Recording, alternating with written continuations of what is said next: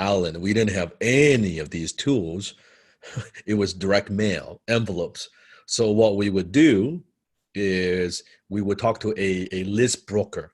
Okay, the list broker would give us information about the demographics. Okay, we are sending these direct mail pieces to certain demographics in certain neighborhood, and what they've purchased recently, how fresh we call it how fresh the list is, and if it's the same list broker, same company, will know okay what are some of the marketing that have been sent out to them that's been getting decent response. I mean, very manual labor intensive, very old school. So you have no idea how lucky you are. Like you've got Facebook audience insights, like because now it's data, everything's data, right? With the technology, the age that just we're in, the era that we're in. So you're very, very lucky that you can just everything's at your fingertips. However, I do want to warn you about overdoing it, because you would look you can spend days in any one of these tools, days, right? Audience insights. You can if we show you all the criteria, you'll be. I still to me the best talking to people. It's people. One-on-one, getting on the phone, talk to them, find out about their needs, ask questions. Nothing replaces that. Nothing replaces that. Because I can see, I can hear the tonality, I can hear the problems. I like that. To me, combine that with technology is the best, because it's very easy to just go all technology and you forget at the end of the day, you're not selling to a machine, you're selling to a person. It's about a one-on-one connection, right? So Facebook audience insights. I mean, you could go crazy with this. How many variables, Blake? We could play around with this. Too many to count, Sifu. That's a whole nother course. It's a whole other course, man. It's crazy. But if you guys are just getting started in this, literally just start playing around with the interest. So you can see the interest on the left pane there. You can just pump in an interest in there, change the country settings, whether it's, men or women are your target demographic. And then if you click on the page likes tab, which is right next to the demographics, which is highlighted in this screenshot, you scroll down and you can actually see which pages are the most relevant to that interest. But just make sure that you click on the pages, you do a little bit of your homework for those pages, because sometimes they are not actually that related. So just make sure you double check the pages to make sure that they are actually relevant. Yes, and we won't even go into the lookalike audience. And I mean, Facebook itself, it's a massive topic. But just knowing now, does that mean you got to be a Facebook expert? No. As a copywriter, within what you do, you will work with a Facebook. We call it a media buying person, whoever's running Facebook ads, right? You will be communicating with that person. Okay, who are we talking to? Okay, we're talking to this market woman from 20 to 30 years old and have these interests, have these connections. Great, right? Or then you're talking to a funnel person who is going to take your copy and build a funnel, right? Or you're talking to the email integration person within the company that's sending all those emails out, getting data back from them. So it's not a one-person thing. There's no way. Or maybe if you say you're writing for Google Ads, you're working with a Google media buy person. So this does not mean, oh yeah, I'm going to know Facebook. It's no one. No one would be able to do that, right? And the company you work with, they will have certain individual talent. That's why. Can you see why this is teamwork? This is all teamwork, right? And you might work with a strategist within a company too, that you can collaborate and you can bounce ideas off. And this is the exciting part. It's you can now. That's to me, that's the creation process, where you brainstorm, you like put all the ideas out there and have the ideas back and forth, and that's the exciting part, right? That's cool, right? That's very, very cool. And other tools, Google Analytics, Keyword Planner, SimilarWeb, and there's so many. There's so many tools. Pick one or two, just play around with them, right? Just play around with them a bit. think how they think. So what are their psychographics? So we have demographics. Now let's talk about psychographics. What do I mean by psychographics? What books do they read? What experts do they follow? What TV shows do they watch? What are their favorite movies? What are their previous purchases? What do they believe? That's psychographics. So from who they are, right? Who they are, age, education, background, career, job, income level. This is psychographics. So these are powerful questions. Now, Blake, with Facebook, what are some of the things that we could do?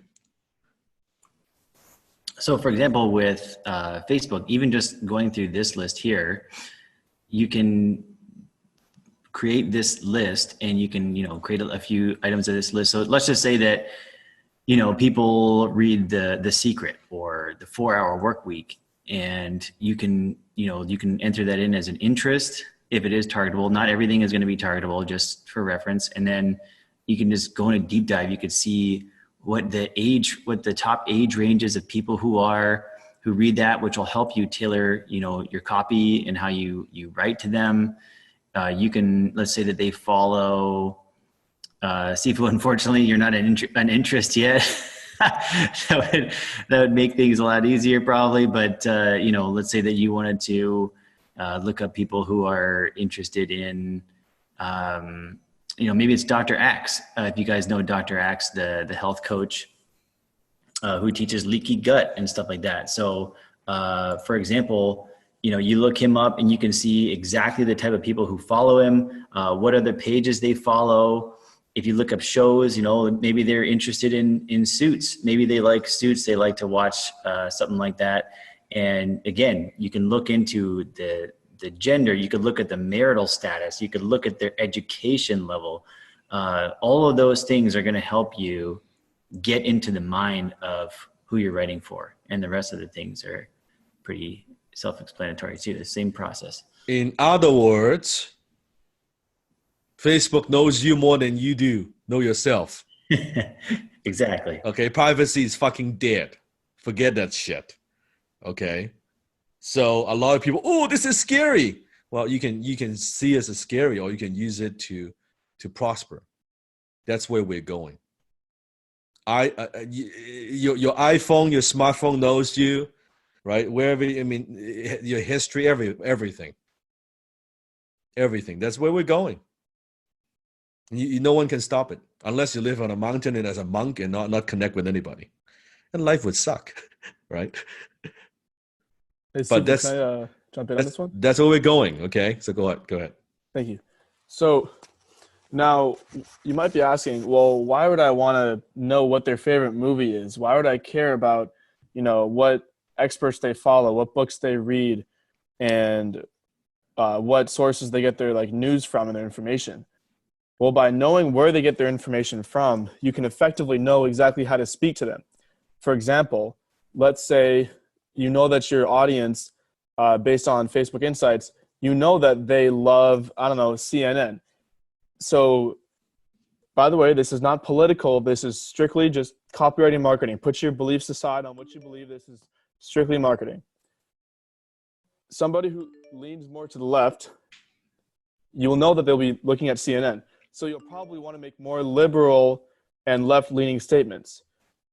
So you would use examples and be a bit more heart-centered, be a bit more pearl. But for someone who's more conservative, you probably want to use more potentially money-oriented, success-driven, Ruby-oriented as well.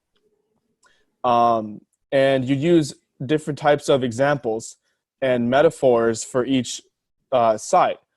Also, by looking at where they get their information from, you know how to speak to them. And you can even go through the Facebook page. You can see what has the most engagement. You can go look and you can roughly find an average on each Facebook page. Let's say, each article on CNN gets maybe 500 likes and 30 shares, okay?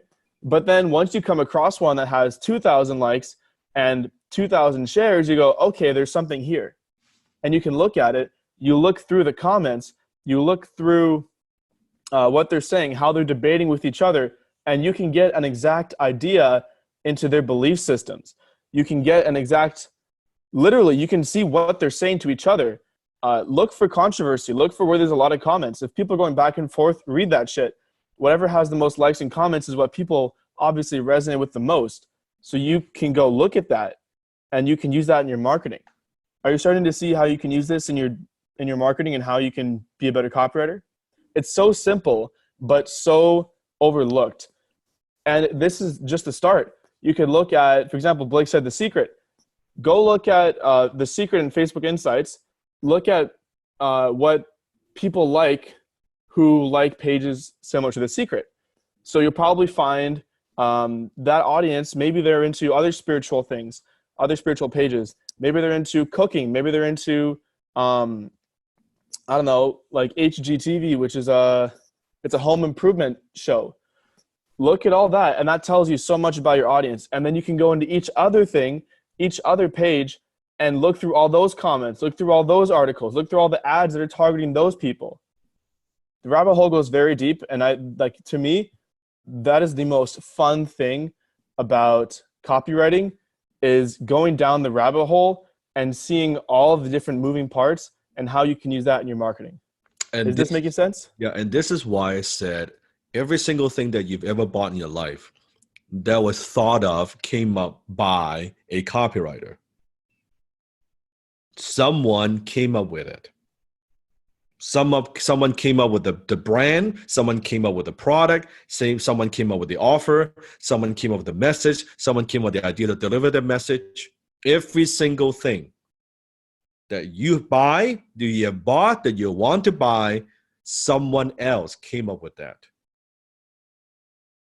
So what it means is this. So this is why the old timers, the copywriters, they don't understand the power of social media. They they don't understand the capabilities. Like Blake was actually just at Facebook office headquarters not long ago. Because we get special access just because the sheer number of our influence and the money that we spent. Okay. Like there are a lot of, there are 3 levels of Facebook accounts. I won't even get into that. Okay. But we have access to insights, updates that most people don't even know exist. Like we know how they operate because we get VIP treatment. This is why I could bring insights to you that nobody else has. It's that simple, right?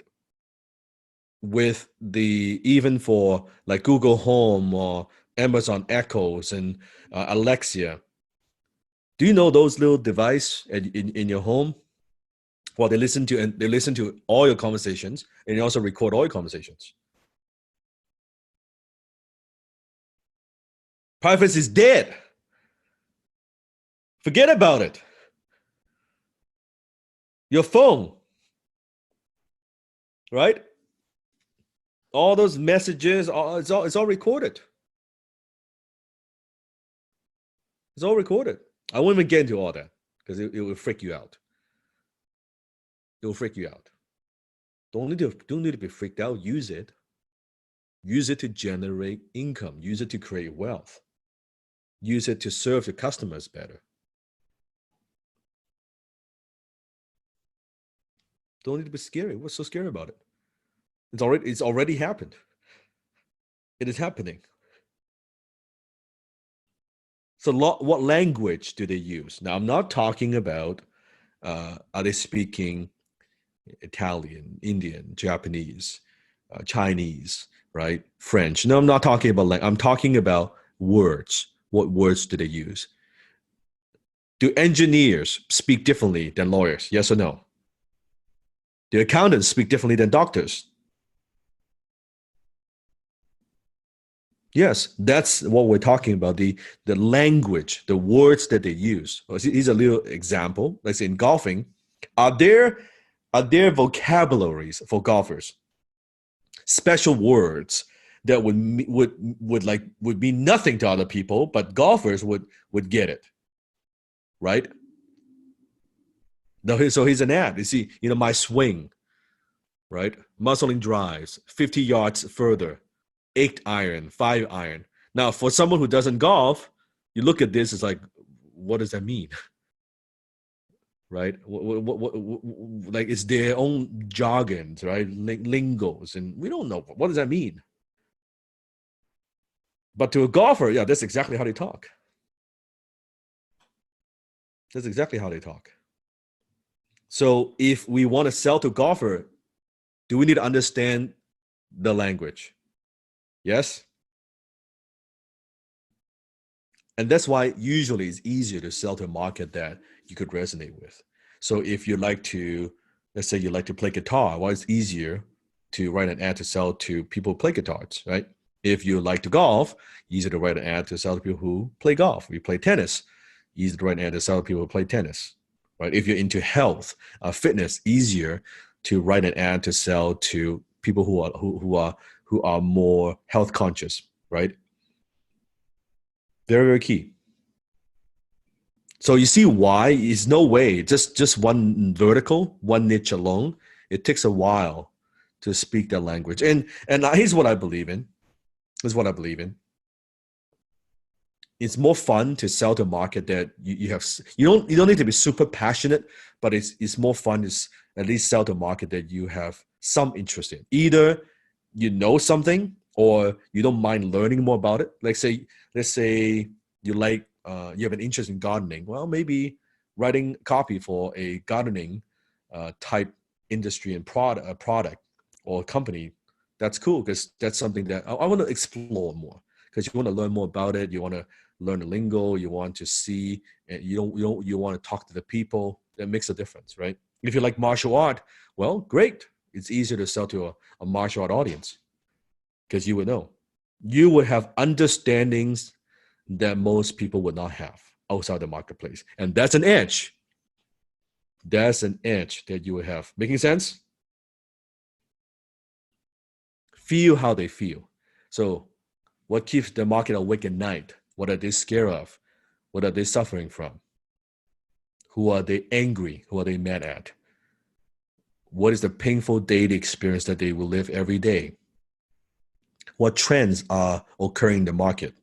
Does the market have its own vocabulary? What do they secretly desire, right? Is there a bias to the way they make decisions? Are there age, sex, race, etc. biases? Feel how they feel. So the question is, what do they deeply desire? What do they deeply desire? So what do they deeply desire? Put in the chat. What do you think they deeply desire? Take a guess. Control, safety, self-esteem, confidence, success, significance, solution. That's pretty good. That's pretty good. But human beings, we are very, we're very complex animals, human beings. But at the same time, although we're billions and billions of people on the planet, we are not so different after all. The way we think, our desires, the way we are motivated by certain emotions. So would it be helpful if Sifu kind of give you, again, a checklist? Okay. Secret desires. And these are very high level kind of a concept. So write it down. They want to join an elite club. They want admirations of others. They want to be attractive and desirable. That's why you buy the suit. That's why you buy the makeup. That's why I get a hair done. Self-esteem, ego, pride. And there are three different things, by the way. They're not the same thing. Ego, esteem, and pride, right? One-upmanship, right? They want status.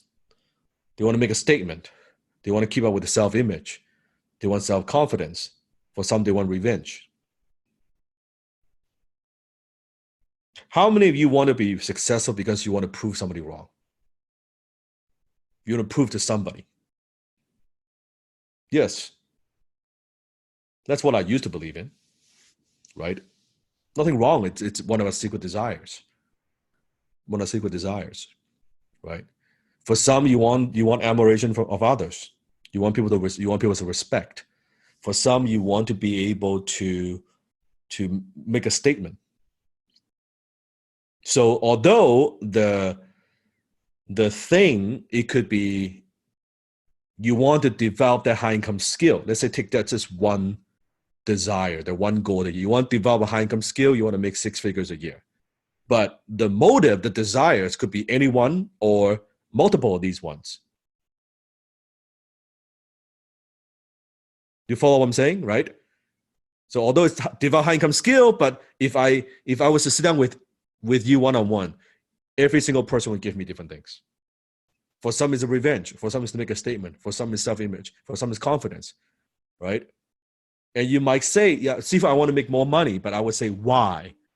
Well, I want that because, when I was going through school, I wasn't doing so well. And people thought I wouldn't be successful in life because I just don't have a degree. I want to prove them wrong. Okay. But the vehicle is the same. High income skill. For some, Sifu, I want to make 6 figures because I want to take care of my family.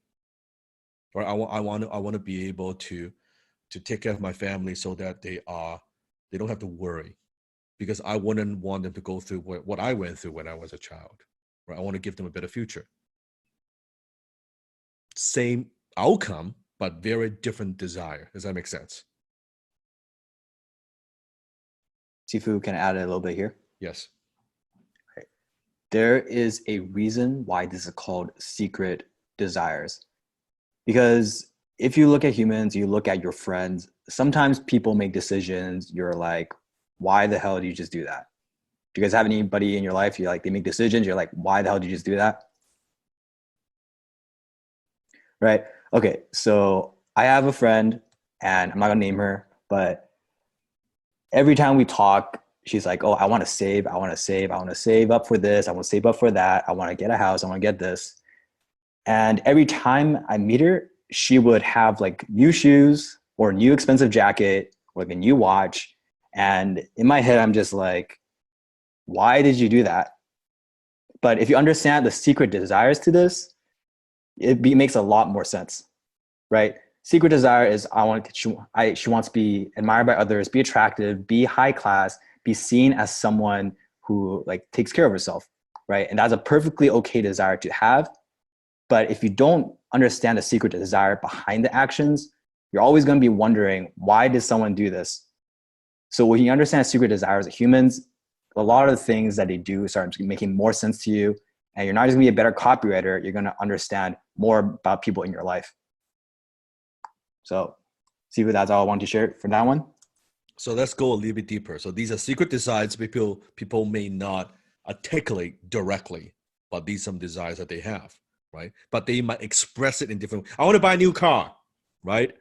I want to buy that new suit. Well, that's not their secret desires. That is just something that they perceive that would give them one of these. Okay? So let's go a little bit deeper. People want to gain health, time, money, popularity, improved appearance. Why people do cosmetic surgery, right? Get a teeth done, skincare, right? Comfort, leisure, pride of accomplishment, advancement, self-confidence, personal prestige. So these are some of the things that people want to gain.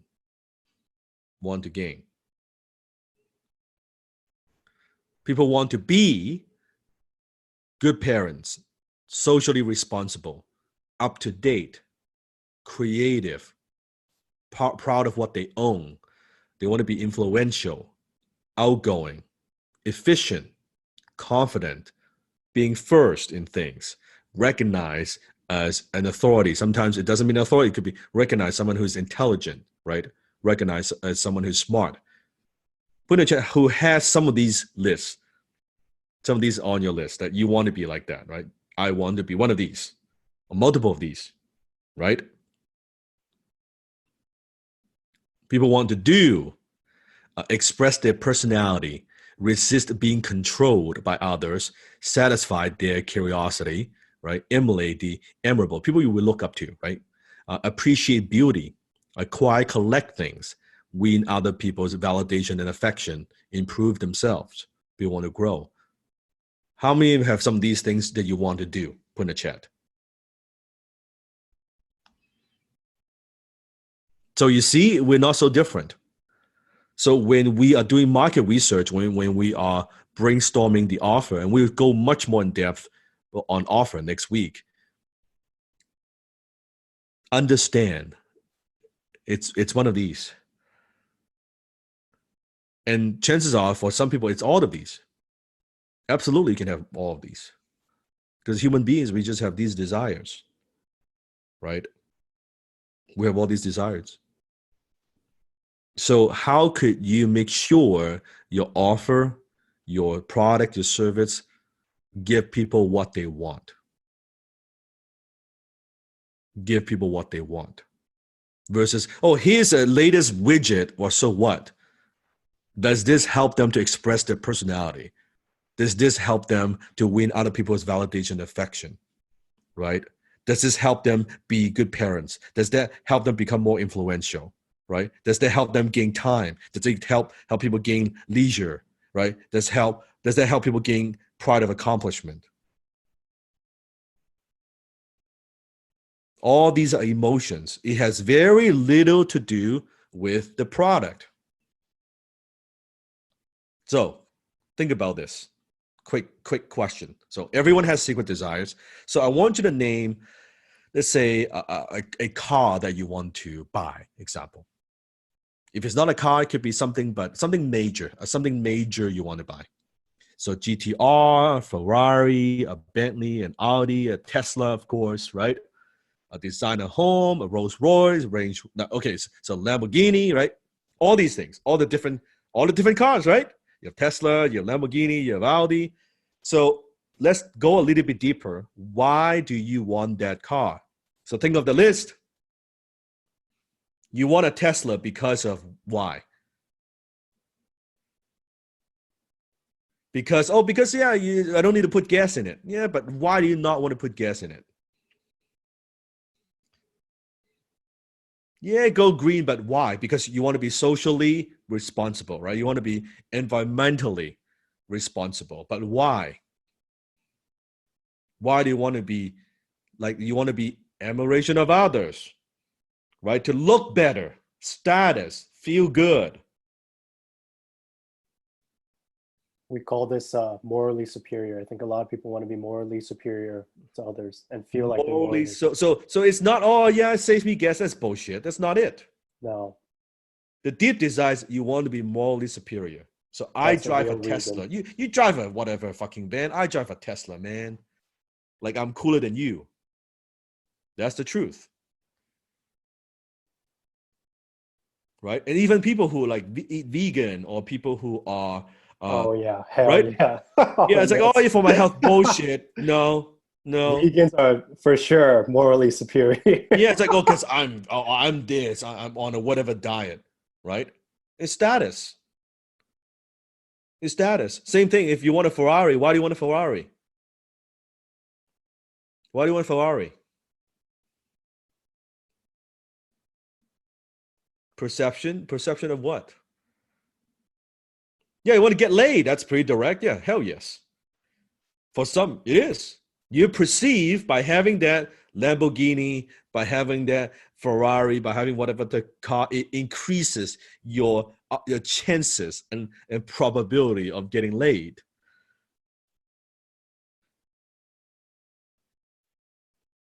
The funny thing is, when you actually have confidence, you don't need a Ferrari to get laid. You actually, if you have unshakable financial confidence, it's very easy to get laid. You don't need the car to get laid. But you perceive you do. And that's fine. So if I am a Ferrari dealership, that's a very good thing. Because I want you to think about, oh yeah, buying that Ferrari would help you get that. Right? What about who wants I saw a thing, what else? An Audi. So why do you want an Audi? classy. Audis are It's classy. classy, yes. It's cool. It looks, but okay, it looks cool. But why do you want it to look cool? It makes Get a laid. statement. Okay, good. A statement of what? That means that it feels professional. But what does it mean? It stands I out. feel like Yeah, but how does it make you feel? How does it make you feel? Sophisticated. Sophisticated. That's so you want to feel sophisticated because of what? status. Status. So you see how we can go deeper and deeper and deeper and deeper and deeper to find out it's not what appeals to be on the surface what it is. It's actually much deeper.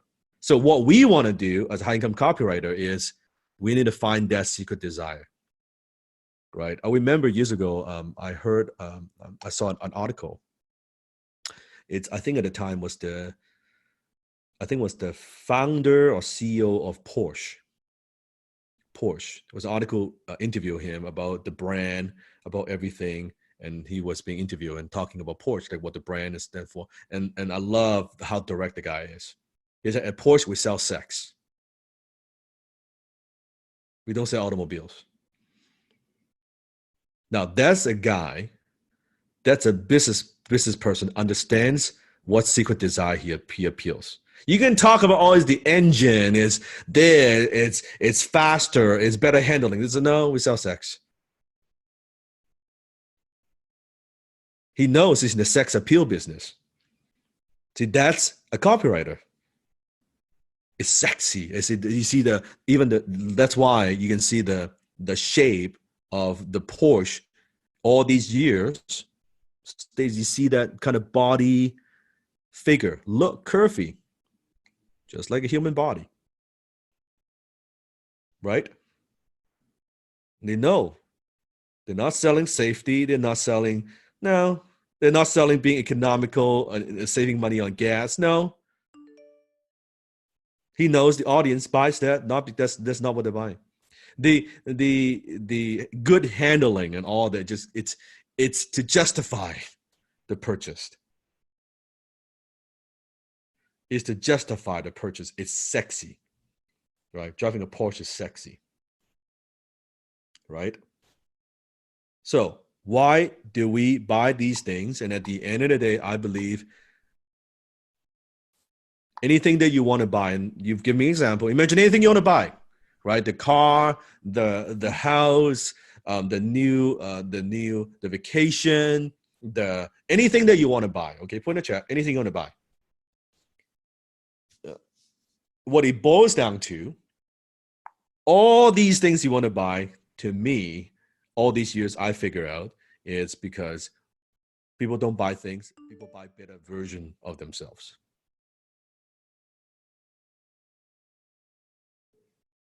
Boom.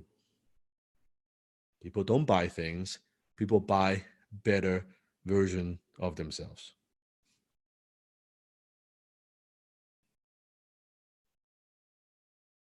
Whatever they buy. That's what I believe in. However they define it. Not however we define it, however that they define it. So let's say you want to buy, ladies, let's say you want to buy a new pair of shoes. Why do you want to buy the new pair of shoes? You already have a lot of pair of shoes. So why do you need that new pair of shoes? It feels good, it's sexy, right? Some might say it's on sale, right? I'm going to an event, right? It makes me feel taller, right? How many have bought high heels? Now they're not very comfortable, are they? Right? They're not comfortable. You don't want to walk in high heels all day, so it's not for comfort. It's not for comfort, but it looks good. But why do you want it to look good?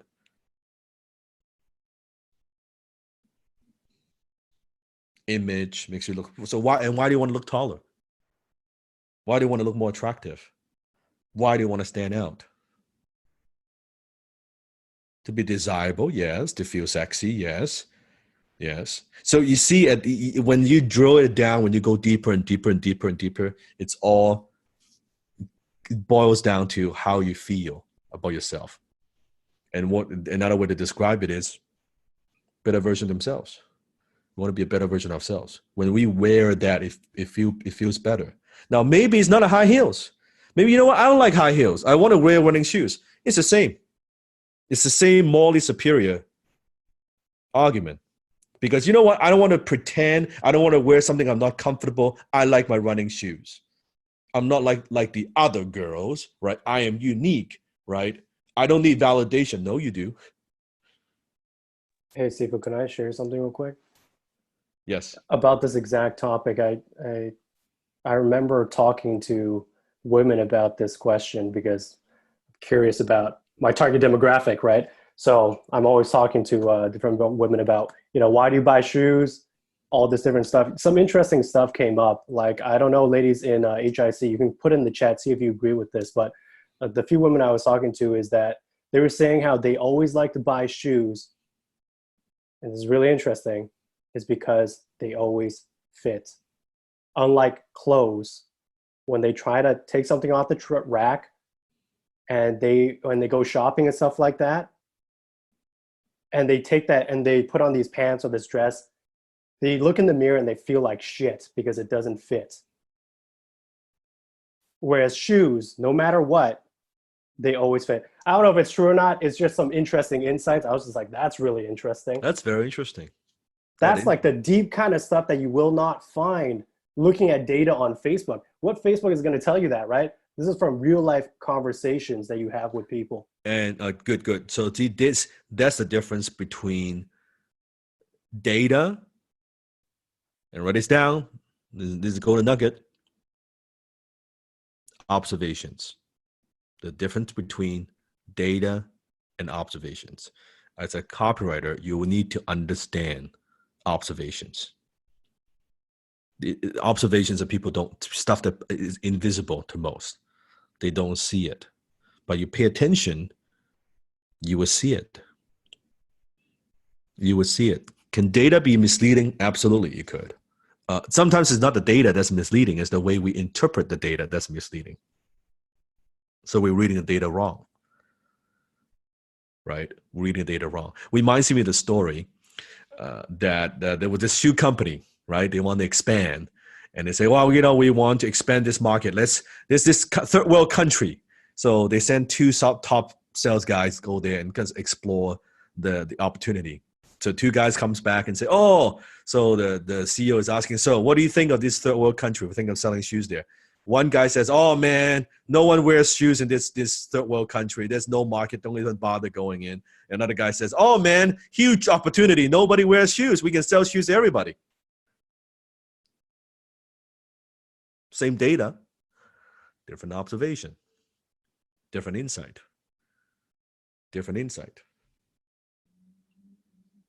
So can I just say something yes, here? yes. Just because when Steven said that, and I know I saw some comments in the chat, the whole woman, whoever he spoke to, saying that, oh, a shoe always fits. I would have never in a million years thought about that. And it just goes to show I can't assume that whoever the target is, just because they might fit my age or gender or whatever it is, I may not know their exact thoughts. I actually do have to talk to them. The truth is they don't even know.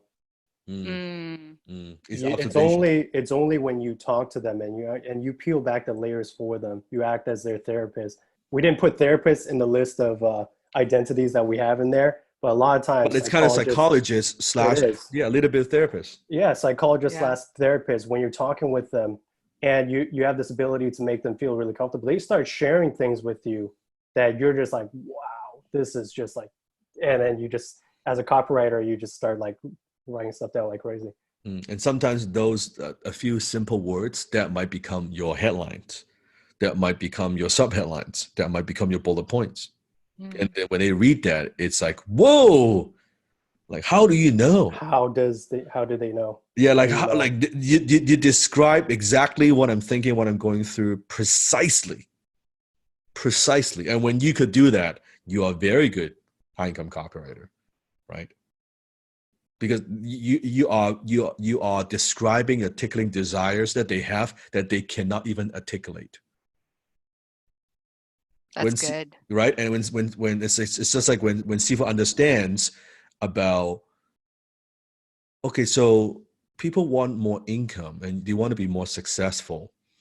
And I thought, and I talked to so many students and think about it, and that's how we finally came up with, so what are we actually teaching, right? And we make that now part of our mission statement, and that is to elevate financial confidence globally by equipping individuals with high income skills. That's our mission statement for our company. To elevate financial confidence globally by equipping individuals with high income skills. So when I understand that, because people always tell me, teach me, how do I become financially free? I said, well, is that what you want? Yeah. So what does that mean for you? Right? Why is that important for you? Well, because I want to be able to live life on my own terms. I want to be able to generate money without having to worry about money.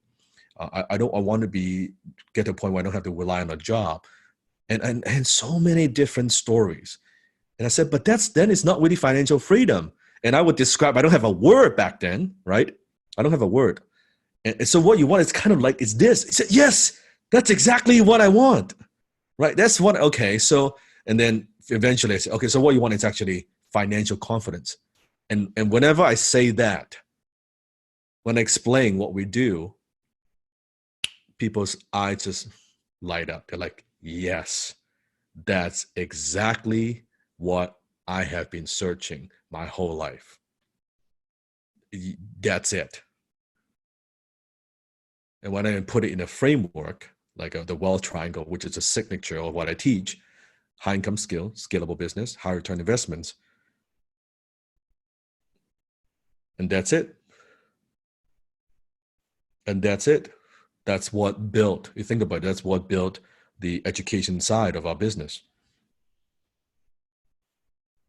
And that goes in. So very often a phenomenal concept usually is very simple. Write this down. Like a world-class concept usually is incredibly simple. The thing of two is financial confidence. It's two very simple words, but when you get it right, it's like, yes, that's what I want. Not just confidence, not self-esteem, right? Not pride. But when you can get like that exact words and they cannot even articulate it and you can articulate it and boom. Instantly. I want that solution. You see how that works? You see how profound this is? Can you see yourself using this when you write copy, right? A little bit of thinking. So what could be the secret desire behind earning, wanting to make more money? That's what we talk about, right? What about this one? What could be the secret desire behind wanting to live longer? Let's say you're selling a health-related product or service. Legacy, time with kids, do more in life, revenge, yes. Spend time with family or a little bit both, right? Revenge and spend time with family. Reach your goals, a fear of death. Is it fear of death or is this something else? What's deeper than fear of death? Because we know we're all going to die. That's right. It's fear of not living life fully, fear of missing out, fear of not doing enough, fear of not living up to our potential, regrets. Right? So you see how the one question is simply, because I saw the question. So Sifu, how do we discover their needs, their desires? All we need to do is ask deeper questions. Just ask deeper questions. Sometimes to a prospect, sometimes just to ourselves. So I wonder why would they want that? And they go a little bit deeper. I wonder why they want that. And it's simply asking yourself some deeper questions. This is why copywriting teaches you how to think. When you become a good copywriter, naturally you learn how to think smarter and better. Because copywriting, before you write a single word, it's all thinking. I learned how to think, how to strategize everything that I do through copywriting. That's my fundamental skill. This is how I could see things people can see. Right?